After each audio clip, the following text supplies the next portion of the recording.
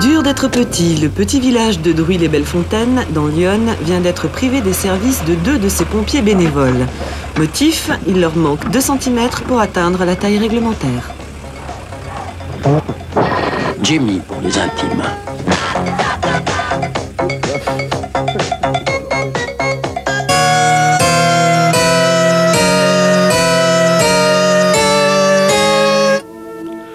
Je suis maire de Druy-les-Belles-Fontaines depuis le 5 octobre 1991. Mais je connais le village depuis très longtemps puisque je suis venu pour la première fois en 1932. À cette époque, le village comptait 550 habitants environ, possédait 50 exploitations agricoles, de nombreux commerçants, 5 cafés. C'était un village actif. En 1943, les rails de notre chemin de fer furent enlevés. Plus de chemin de fer actuellement. Comme dans tous les pays ruraux, la crise de l'emploi, la concentration des fermes a fait disparaître une grande partie de la population puisque nous sommes environ actuellement 300 habitants à Druy.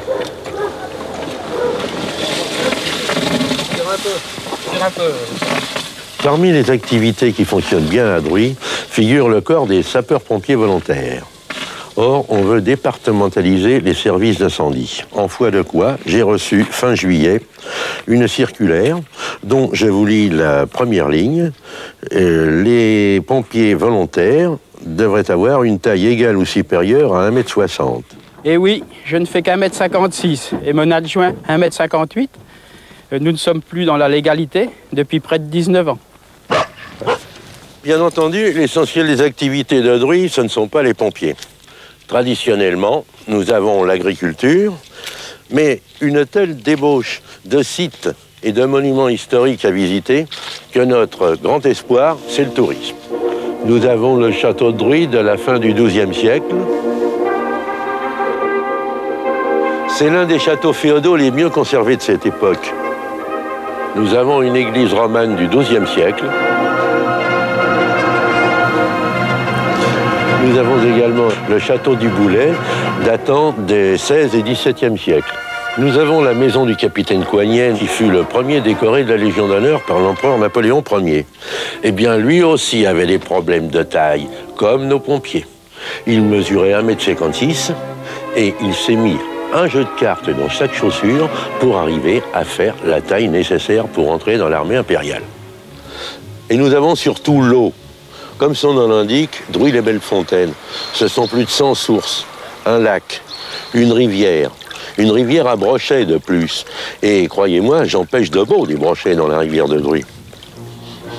Voilà ce qu'il en reste de nos belles fontaines. 4 années consécutives, du 15 juillet au 15 décembre approximativement, plus une goutte d'eau dans le pays. Plus une goutte d'eau. Mais pourquoi l'eau a disparu? Il y a certainement plusieurs facteurs. D'abord la sécheresse et d'un autre côté une inadéquation des cultures qui a fait que des drainages ont été faits en amont de Druy, des drainages, des irrigations et des pompages directs sur les nappes. Donc c'est la faute aux agriculteurs? Ah non. Ah non, non, il n'est pas du tout question d'attaquer les agriculteurs. Je mets en doute plutôt les directives qui leur sont données pour la mise en culture des terres.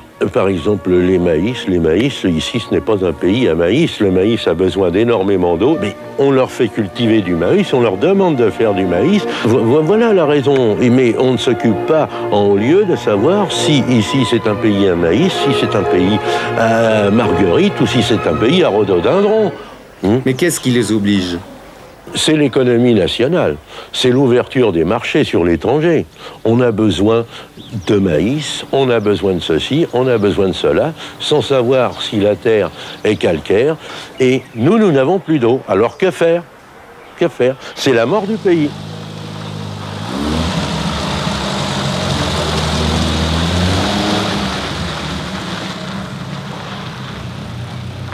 Nous sommes que des pompiers communaux, enfin des pompiers bénévoles, volontaires. Et au niveau des communes, nous faisons un tas de petits travaux. Aujourd'hui, par exemple, un nid de guêpe. Jusqu'à présent, nous avions des rapports de voisins. Lorsque, par exemple, une personne voyait l'un des pompiers le plus proche, elle lui disait, le soir, on partait le faire. Avec la départementalisation, cette personne devra faire le 18.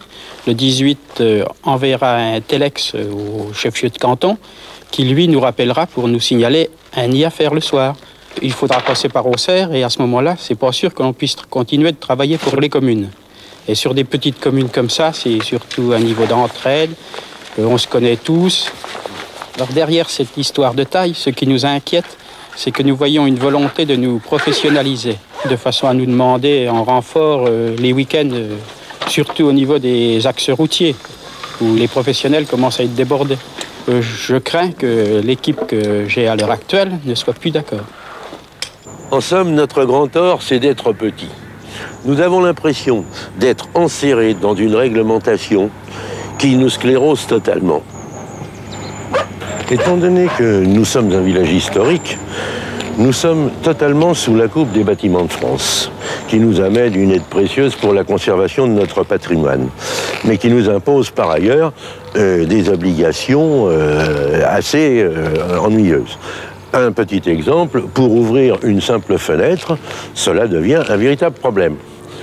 Un autre exemple concret, cet ancien moulin qui a été transformé en salle des fêtes, sous prétexte que nous ayons l'eau du lac à notre porte. On nous a fortement conseillé, pour le chauffage et pour l'aération, les fenêtres n'ouvrant pas, une pompe à chaleur. Mais depuis 4 ans, plus d'eau, plus de pompe à chaleur, plus de chauffage, plus d'aération, donc plus de salle des fêtes. Prenez un dernier exemple. Nous qui sommes un village touristique où plus de 10 000 personnes de tourisme populaire viennent visiter notre site, nous avons demandé une licence touristique. Nous n'avons pas même un petit café avec un tabac pour leur offrir un peu de repos. Cela nous a été refusé 3 fois parce que nous sommes trop petits. Je trouve que c'est relativement scandaleux. Tous les problèmes que je viens d'évoquer doivent trouver une solution. Et surtout, le problème de l'eau. 4 ans, c'est trop. Et si nous n'avons plus d'eau, il n'y aura plus de Druy-les-Belles-Fontaines. Druy n'existera plus. Ce n'est pas parce que nous sommes petits que nous avons le droit de mourir.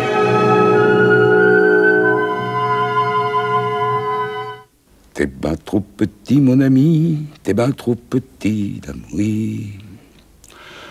On a toujours besoin d'un plus petit que soi. Ce dicton serait-il bon à jeter au feu? Mais qu'est-ce que c'est que cette histoire? Le courage au centimètre? Ils ont qu'à toujours aller se faire la courte échelle. Mais je m'enflamme, oui, je m'enflamme. Bon, il n'y a pas le feu, mais ça va chauffer sous les casques, hein. Attention.